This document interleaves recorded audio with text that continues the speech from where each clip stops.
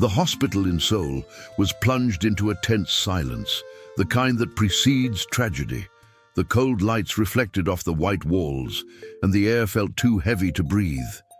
Suddenly, hurried footsteps cut through the hallway. Seok-min, the young and ruthless CEO of Daehan Group, entered the room like a contained storm, bringing with him the weight of anger and the venom of the lies that had consumed him. Before him, Jin, still fragile from childbirth, held the baby with the same instinct with which a soul tries to protect the last spark of life. Her gaze searched for the man who had once loved her in her husband, but all she found was a stranger cloaked in arrogance and wounded pride. His words came sharp, dry, cruel, accusations of betrayal, dishonor, shame.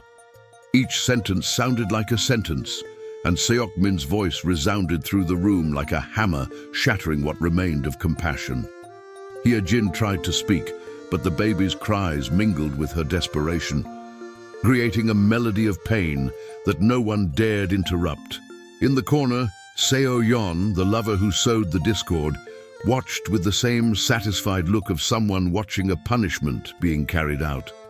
When he ordered Jin to be removed, the room fell into a deathly silence. She fell, and the sound of her body hitting the floor was like the sealing of a curse. The baby cried loudly, and Seok-min, without looking back, left, unaware that in that moment he had buried not only his love, but also his own destiny. But when a man destroys the one he loved most, will time be able to forgive him, or will he be the one to live as a prisoner of his own regret? If this opening has already touched you, subscribe now and leave a like, because what comes next will hold your attention from beginning to end. The next morning, the Seoul sky was shrouded in dense fog, as if the city itself wanted to hide the shame of a love destroyed by arrogance. Seok-min awoke in his luxurious penthouse high. Above Gangnam, surrounded by glass, concrete, and silence, the panoramic view of the city reflected his life, perfect on the outside, cold on the inside. The maid entered discreetly with coffee served on English porcelain, but he barely noticed. His eyes, fixed on the contracts on the table, betrayed a man trying to replace feelings with numbers. As Seok-min reviewed reports, the digital clock ticked, the same time that seemed to stand still in Jin's heart. In another corner of Seoul, she woke. Up in a simple public hospital room, the peeling walls contrasted with the delicacy of the baby sleeping in her arms. Even injured, she caressed the child's face with a silent love, the kind of love that resists contempt and blossoms in suffering. Outside, the distant sound of cars mingled with the boy's soft breathing, the only living memory of a marriage that now seemed like a nightmare. The contrast between the two worlds became even more evident when Seok-min, dressed in expensive suits and polished words, attended a meeting with foreign investors. Every practiced smile was a mask, and every signature a desperate attempt to erase what he had done. The camera flashes reflected his impassive face, but behind that hardened gaze, a shadow was beginning to form, a shadow of doubt, of guilt, of something he couldn't name. Meanwhile, Jin left the hospital with a bag of donated clothes and a discharge letter in hand. A light rain fell on the tin roofs, and she walked aimlessly, her baby clutched to her chest, her heart shattered. Each step was heavy, but her eyes still held a faint flame, a stubborn hope that perhaps destiny could be rewritten. The scenes alternated like a broken mirror, luxury and suffering, power and loneliness, pride and love. And amid these contrasts, something subtle began to shift. There was a growing uneasiness within Seok-min, an uneasy sensation that made him stare into space, as if hearing a distant call. But he ignored it, believing that time would erase any trace of the woman he had sworn to love. The wind blew hard that night, rattling the glass curtains of his apartment and the cracked windows of her bedroom. Two worlds separated by arrogance, but connected by an invisible thread. The thread of destiny which never breaks, only waits for the right moment to reveal itself. And as the clock struck midnight, Seok-min's phone vibrated with an unexpected message. An anonymous photo appeared on the screen, an image that would freeze his heart and reignite an old fear, the fear that the truth was just beginning to surface. That photo wouldn't leave Han Seok-min's mind. It was simple, poorly framed, but enough to ignite the pride that filled his chest. In it, Hye-jin was seen smiling in front of a cafe, next to an unknown man, holding something that looked like an ultrasound. For anyone who wanted to believe the lie, that was enough. And Seok-min wanted to. He wanted to because it was easier to blame than to face his own fear of not being loved. In the days that followed, his lover Seo-yeon nurtured the poison with surgical precision. Over fine dinners and whispered conversations, she sowed doubt, using his emotional fragility as a weapon. "You were always too good for her, Seok-min. Hye-jin never understood the weight of your name," she would say, her voice sweet enough to mask her cruelty. His father, the conglomerate's honorary chairman, would finish the sentence. "A paternity scandal could destroy everything we've built. Think about the company, not the woman." Between inherited pride and cultivated ambition, the CEO was sinking into a maze with no way out. He began reviewing Hye-jin's travel reports, old messages, and her arrival times, and every small coincidence was transformed into proof. He wasn't seeking the truth, he was seeking justifications. And the more he found, the further he drifted from his own humanity. One night, standing before the window that revealed the lights of Seoul like a sea of stars, Seok-min held his cell phone trembling, about to call her. But the image of Seo-yeon, falsely crying in his arms, stopped him. "She deceived you, Seok-min. She used your name, your love." The words echoed within him like a final sentence. And by the time dawn arrived, he had already decided Hye-jin would be erased from his life and from his heart. In the office, the lawyers prepared the divorce papers, and the sound of the pen scratching the contract was like a hammer blow to their very souls. None of them realized that by signing that document, Seok-min was also sealing the beginning of his downfall. As he celebrated with champagne alongside his lover in a luxury restaurant, a heavy rain fell on the small neighborhood where Hye-jin lived. The camera slowly panned to her bedroom window, where the baby slept peacefully, unaware that her mother's life had just been torn apart by a distant pen. And as the lights of Seoul shone against the darkness of her home, a clap of thunder split the sky, announcing that destiny was awake and that nothing would remain hidden for long. The rain didn't let up. It seemed to fall only on Hye-jin, following her like a faithful shadow of doom. At the hospital, the nurses had carried out the order without question. The woman was to leave the room immediately. With the baby wrapped in a thin blanket, Hye-jin staggered across the lobby, the sound of her heels mingling with the distant clanking of machines and hurried footsteps. No one looked her in the eye. To everyone, she was just a rejected wife, another forgotten story within the cold walls of Seoul.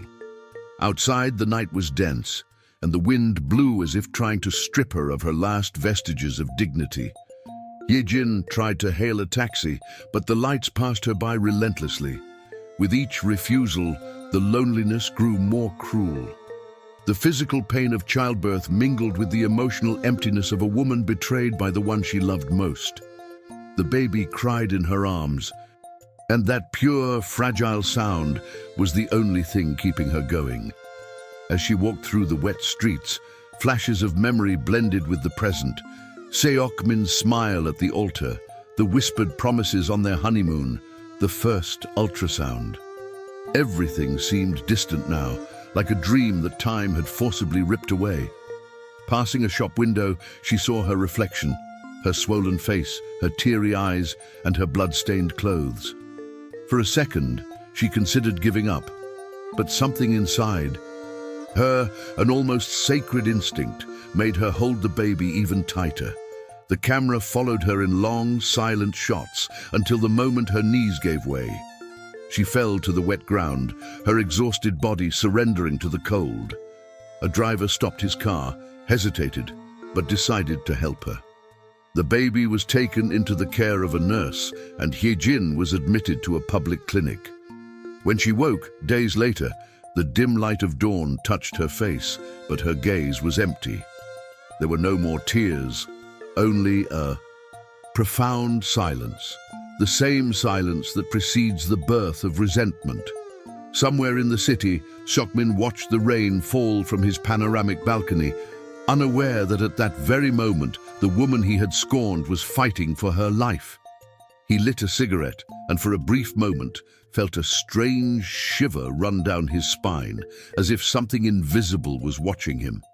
He ignored it. He went back inside, believing the worst was over. But fate, patient and relentless, was just waiting for the right time to return each tear. The following days were a blur of medicine, machines, and silent prayers. Hye-jin's body fought, but her heart seemed to have given up. In that small room at the public clinic, the smell of disinfectant mingled with the baby's gentle perfume, and it was as if life and death shared the same space. Nurses whispered in the hallways, talking about the woman who had fainted in the rain with her son in her arms. The weary doctor looked at the scans and shook his head. Sadly, she must want to live, and now she doesn't. One night, the heart monitor began beeping. Hye-jin's body trembled, her pale face reflecting the desperation of someone saying goodbye in silence. The lights flickered, and the camera followed the rush of nurses, the sound of rapid instructions, the tension of the unexpected. Then, the continuous beeping filled the room, the cold sound that separates the living from the departed. The baby, in another crib, cried as if sensing the absence, and the crying became a soundtrack of farewell. Hours later, doctors declared a coma, not death, but something worse, a limbo between body and spirit. The news spread quietly, reaching the ears of a nurse who, days earlier, had seen her husband's name in the business news. CEO Han Seok-min, he murmured, surprised. When the information finally reached him, his reaction was mixed. Pride tried to assert itself, telling him it didn't matter, that she had reaped what she sowed. But his heart reacted with a knot that no justification could undo. For a few seconds, Seok-min felt the need to go there, to see her, to at least confirm that she was still breathing. He walked to the door, but when he saw Seo-yeon's reflection behind him, his hand paused on the doorknob. "You should focus on the company, not on ghosts," she said, her voice sweet as a poisonous smile. Seok-min obeyed, returning to the meeting room as if nothing had happened. However, on his phone screen, an unexpected message flashed. "She's still alive." It was enough to make him lose focus, misspell numbers, stumble over his own words. Pride, for the first time, seemed too much. At the hospital, Hye-jin's body remained motionless, but something in her expression seemed peaceful, as if her spirit, tired from so much suffering, had chosen to rest for a while. The baby was placed in the care of her mother, who promised to raise the child with dignity and silence. And as the camera slowly pulled away from the room, the narrator whispered, he believed he had erased the woman from his life, but fate was just waiting for the right moment to rewrite his story. Because somewhere in Seoul, the wind began to change direction, and Hye-jin's name would long echo in the consciousness of the man who destroyed her. Months passed since the day Hye-jin fell into a coma, and Han Seok-min's life began to unravel without warning. At first, the signs were subtle. A lost deal here, a cancelled contract there. But what seemed like coincidence soon became an avalanche. The CEO's name, once synonymous with respect and power, began appearing in newspaper headlines accompanied by words like scandal, corruption, and fraud. It was as if the universe had silently decided to balance the scales. The meetings, once filled with applause, became tense and empty. Directors looked away, foreign investors demanded explanations, and Seo-yeon, the woman who had led him there, began to walk away with the same false smile that had seduced him. "You're becoming a threat to the company's image," she whispered, leaving a dinner where crystal glasses seemed to echo like farewell bells. Seok-min didn't respond. He simply stared at his own reflection in the window and realized for the first time that he no longer recognized the man he saw. At home, the silence was absolute. The luxurious penthouse, once a symbol of victory, now felt like a mausoleum. The sound of the wind hitting the windows brought back involuntary memories. Hee-jin's laughter, the gentle touch of her hands on his shoulders, the promise that she would love him even when the world stopped being kind. Each memory was an open wound he tried to ignore, but fate gave him no respite. One morning, turning on the television, Seok-min was startled by a news report about the public hospital. The camera showed the motionless face of a woman in a coma and the small crib beside it, with a sleeping 3-year-old boy. The narrator spoke of the strength of mothers fighting for their lives, and although Hye-jin's name wasn't mentioned, he knew it. He knew it by the way time seemed to stand still. The glass fell from his hands, the glass shattering on the floor as if reflecting his own heart. In the following days, nightmares began to haunt him. He saw Hye-jin's face in the windows, heard a child's cry amid the city noise.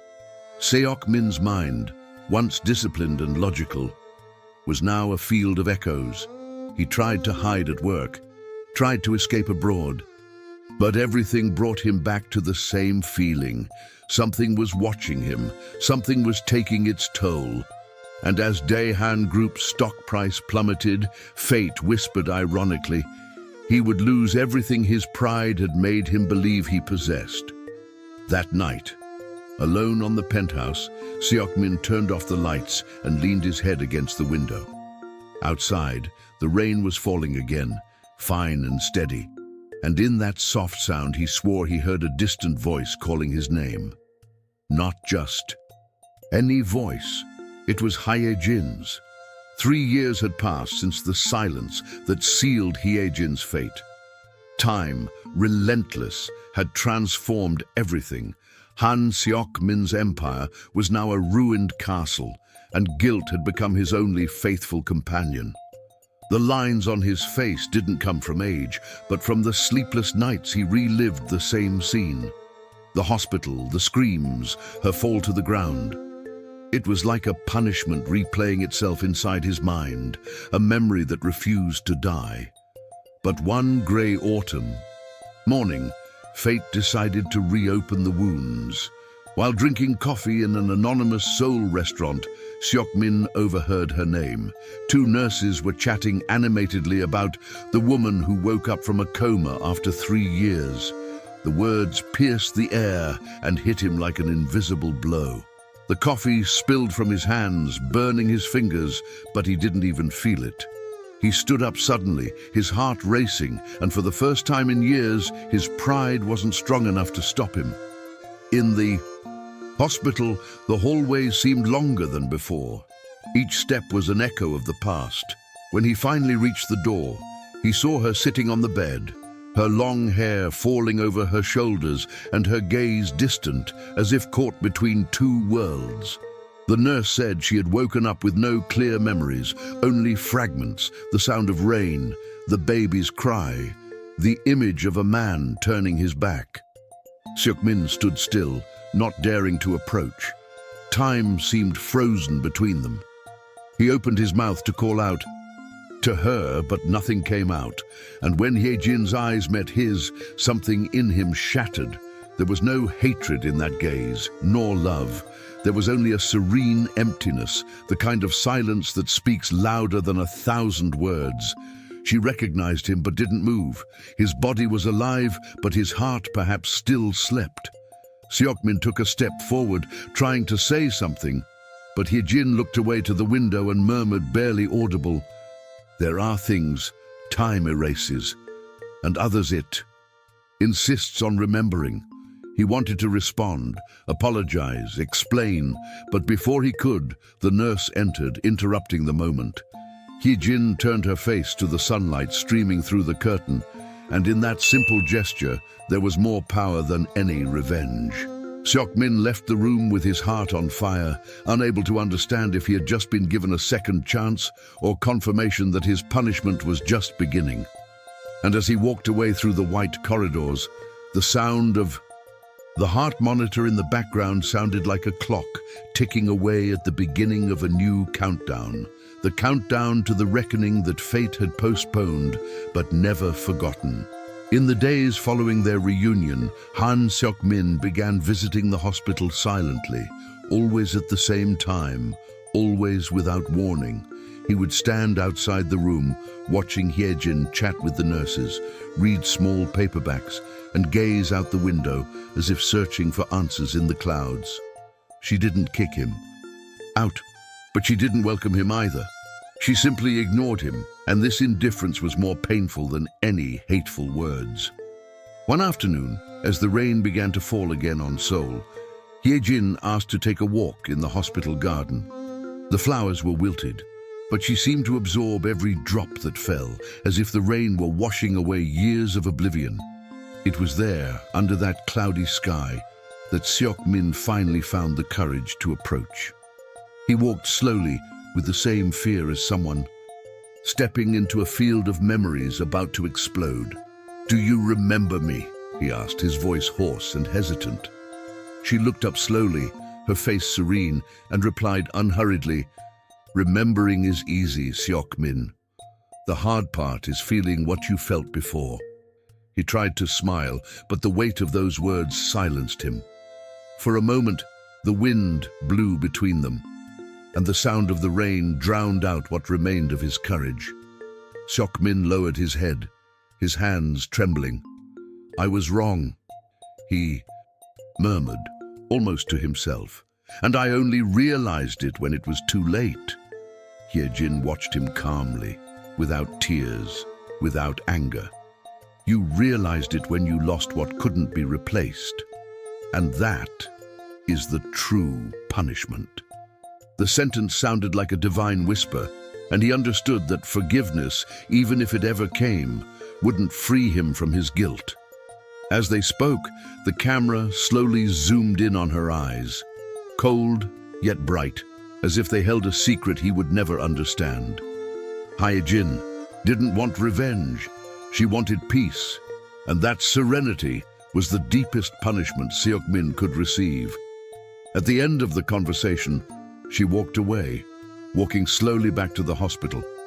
He stood there, standing in the rain, watching her silhouette disappear, and for the first time he understood what regret was, not the desire to turn back time, but the pain of knowing that time wouldn't turn back for him. That night, lying in the solitude of his penthouse, Seok-min dreamed of the day. He'd yelled at her in the hospital. In the dream, the lights flickered, the baby cried, and Hyejin looked at him as calmly as she did now. But this time, she turned her back and disappeared into the white light.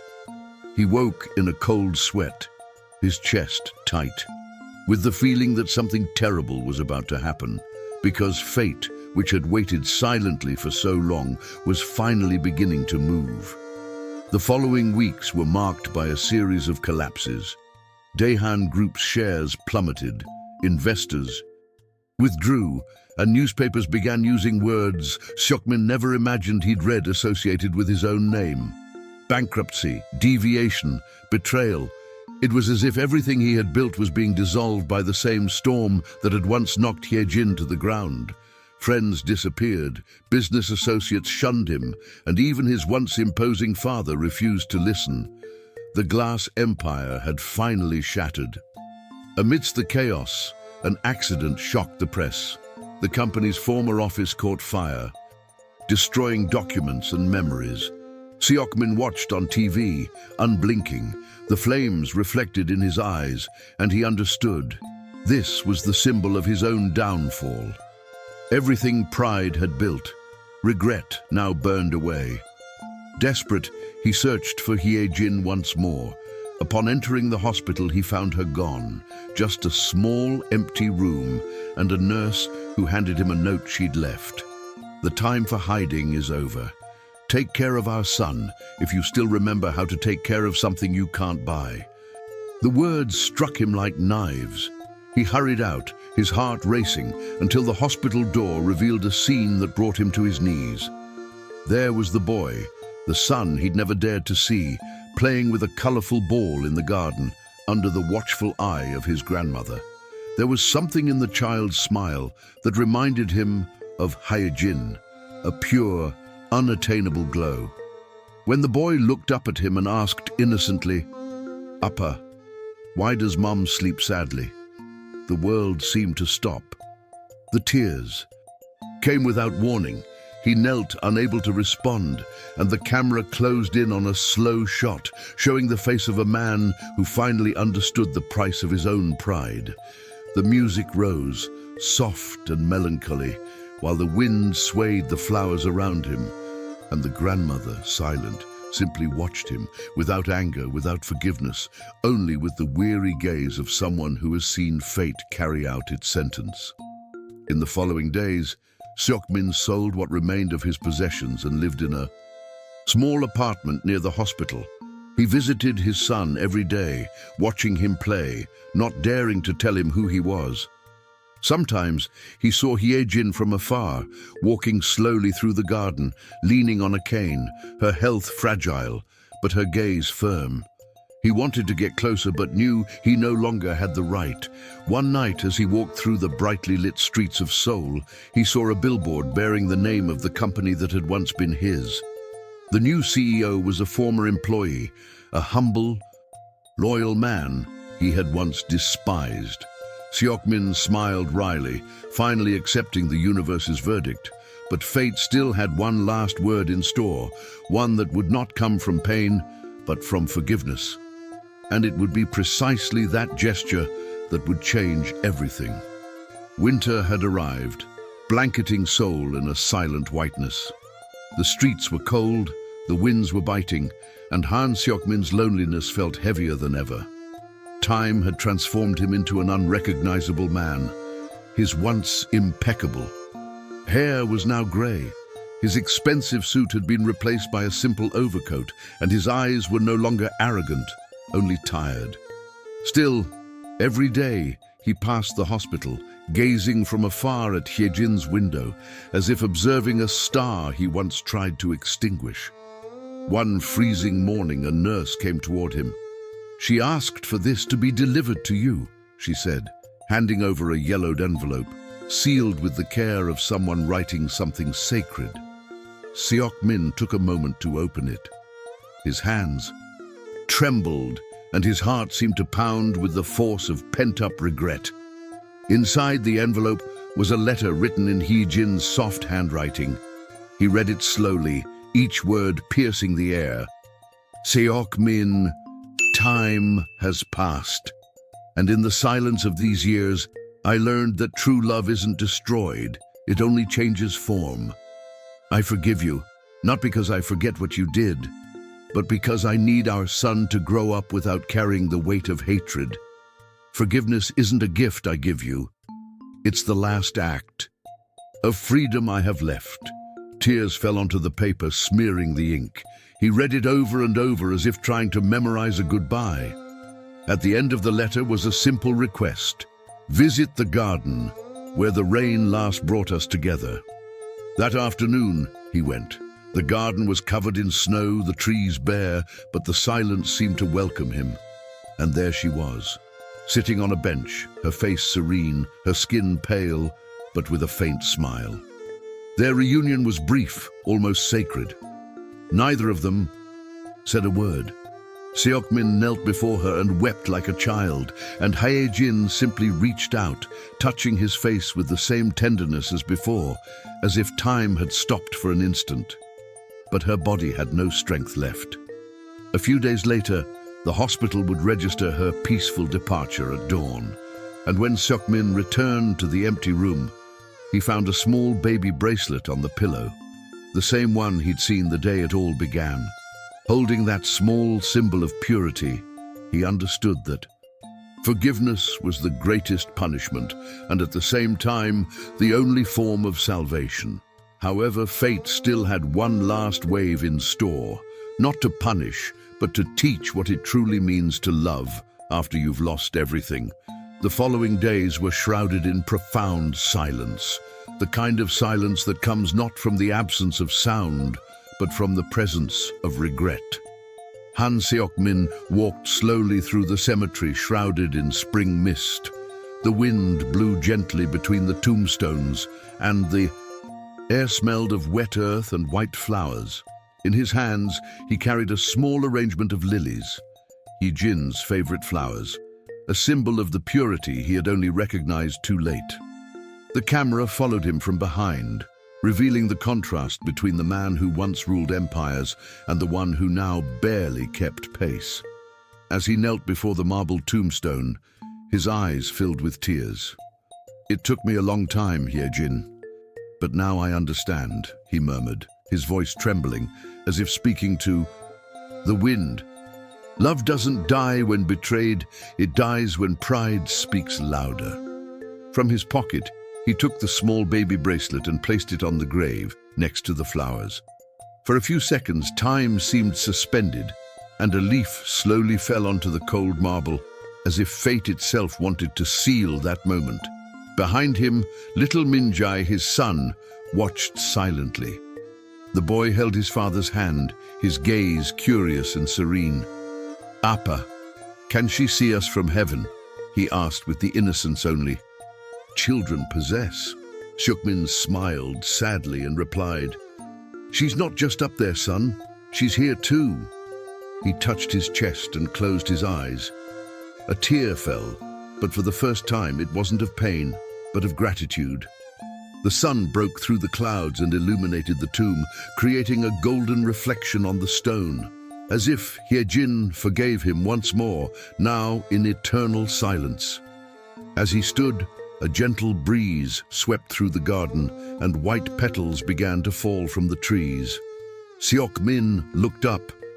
At the sky, his face bathed in light, and took a deep breath, letting the wind carry away once and for all the weight of the years that had bound him to the past. Life would go on, but not as before. He would spend his days caring for his son, planting flowers in the garden Hae-jin loved so much. And every morning as the sun rose, he believed he heard a soft voice on the wind saying, "Forgiveness is the last name of love." But as the camera slowly pulled back, revealing the flower field and the little boy running among the flowers, something lingered between the lines of fate, a subtle sense that Seok-min and Hae-jin's story wasn't completely over yet. The final image unfolds slowly, as if time itself hesitates before closing such an intense chapter. Han Seok-min walks slowly, hand in hand with his son, along a road lined with cherry trees in bloom, their white and pink petals falling in gentle cascades to the ground. Each step of father and child resonates with the soundtrack of the wind, as if the world itself breathes along with them. The soul sky tinged with the last golden rays of dusk, and the soft lilac that heralds the night seems to conspire with the newfound peace, as if everything that happened were merely a silent test of fate. The sweet scent of the flowers permeates the scene, and the camera captures every detail. The lightness of the falling petals, the sway of Seok-min's coat, the shy smile of the boy who, even without fully understanding the past, feels the security emanating from his father. The scars on Seok-min's heart still exist, visible only to those who know how to look beyond the surface. He carries the weight of what he lost. Ye-jin, the love that once was everything, the son he now holds tightly in his hands, and the knowledge that neither power nor wealth nor pride could replace what he despised. Yet there is also the lightness of someone who has finally learned that life's true treasures are invisible to the eye and visible only to the soul. Each petal that falls to the ground seems to symbolize this lesson. Even that which breaks or is lost leaves seeds that bloom again. The narration echoes with a calm, deep, almost whispered tone, as if speaking directly to the hearts watching the scene. There are mistakes that time can never right, but there are hearts that time teaches to love again, says the voice, charged with restrained emotion. Seok-min lost everything pride built, all the walls erected by his own arrogance, but he found in the ashes of what he destroyed the value of what he should never have let slip. Ye-jin is gone, but she left the purest legacy that love can generate: forgiveness. It is in this silence, in this absence, that the depth of what she always was is revealed. Not just a mother, not just a wife, but the essence of what the human heart most fears losing. The camera slowly zooms in on the boy's face, smiling with the innocence that only childhood can provide. In his eyes, reflected by the soft evening light, the delicate shadow of his mother can still be seen, as if, from somewhere beyond time and life, Ye-jin remained there, protecting, watching and guiding every step of the one she loved most. Every flicker of light, every movement of the petals, and every gesture of the child seems to reinforce that memory. Even silent is eternal. The boy doesn't fully understand the pain of the past, but he feels the love that survived it all. And Seok-min, realizing this, feels his own heart finally open, even while carrying the guilt and regret that never fully fade. The road stretches ahead, lined with flowering trees, swaying gently in the wind. The distant sounds of the city mingle with the birdsong returning after the storm. Life continues, slow and serene, and every detail around us conveys a sense of new beginnings, of silent learning. The shadows of the past are still present, but no longer as chains. Now they are reminders of what was lost and what can be. Rebuilt, Seok-min's emotional scars and Ye-jin's memories coexist with the present, and this coexistence creates an unexpected harmony, a painful beauty that only those who have suffered can fully understand. The sky, now a deep blue with golden hues, seems to silently celebrate the rebuilding of life. Each falling petal seems to symbolize an unspoken prayer, an accepted request for forgiveness, and a reminder that love, even wounded, finds ways to survive. The boy, holding tightly to his father's hand, looks up at the blossoming trees, unaware that in his innocent steps he also carries the memory of his mother, the love that shaped his existence, and the silent lesson that life goes on despite everything. The camera slowly pulls back, revealing the road lined with cherry trees, stretching as far as the eye can see. And the viewer realizes that this is not just the end of a story, but the beginning of many other possibilities. The wind blows, carrying petals and memories, and the distant sound of rain returns, almost like an echo from the past that no longer hurts, but merely reminds. Every sound, every image, every detail of the scenery reinforces the feeling that the cycle has finally come to an end. Pride, pain, loss, and forgiveness now coexist in harmony, allowing life to continue even after the most grievous mistakes. Against the dark backdrop of the screen, the narrator's final words emerge, charged with meaning and emotion. Whoever humiliates love, sooner or later begs for it.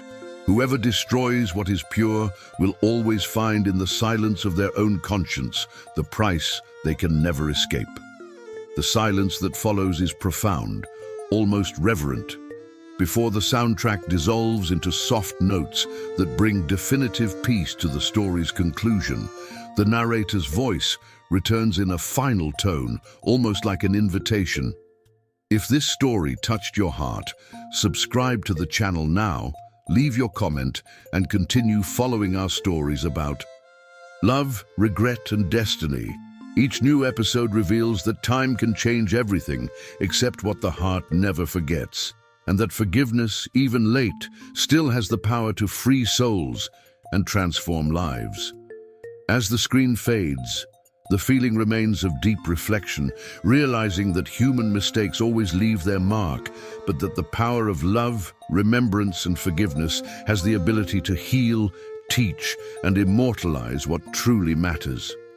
The cycle has ended, but the message resonates. Loving, losing, and forgiving are inevitable parts of a life worth living.